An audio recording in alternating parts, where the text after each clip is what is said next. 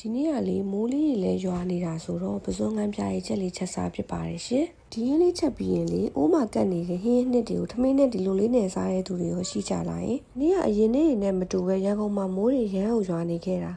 ချက်နီးလေးကလည်းလွယ်လေးနော်အသွင်ဖြူချက်သွန်ဒီကြိတ်ထားတာလေးစီတက်တာမွေးလာရင်အယောင်လေးလှအောင်လို့အယောင်တင်မုံလေးနည်းငယ်ထည့်ပေးပါတယ်ရှင်ဒီစီတက်နေတဲ့အချိန်မှာပဲငံပြားကြီးလေးပါထည့်ပြီးတော့တခါတည်းစီတက်ပေးပါတယ်ငံပြားကြီးလေးစီတက်တာမွေးလာရင်တော့ငရုတ်သီးကျန်းပတ်လေးကိုအဆက်စားနိုင်တဲ့လောက်ထည့်ပြီးတော့စီတက်ပေးပါတယ်ရှင်ဒီပစုံငံပြားကြီးချက်လေးကလေဆက်ဆက်လေးစားရင်ပိုကောင်းတာမို့ငရုတ်သီးမများလေးထည့်စားကြည့်နော်ငရုတ်သီးစီတက်တာလေးမွေးလာရင်တော့စားစနွှဲနေထားတဲ့ပစုံလေးတွေထည့်ပြီးလုံပေးပါတယ်ရှင်ဒီနေရာမှာလေရတာမှုအတွက်အချိုမုံလေးတစ်မျိုးနဲ့တုံထားပါတယ်ရှင်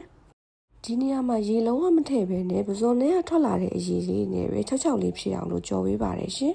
ပစုံကတကြချက်လေးမှာတက်တာမှုလို့ရမ်းချာကြီးချက်စရာမလိုပါဘူးပစုံနဲ့ထွက်လာတဲ့အရည်လေးတွေခမ်းပြီးတော့ပစုံအသားလေးတွေတင်းလာပြီဆိုရင်တော့အရသာမြည်ပြီးမြို့ပေါ်မှာချလို့ရပါပြီရှင်အားလုံးပဲလက်ချက်စားကြည့်ကြပါဦးနော်ဘိုင်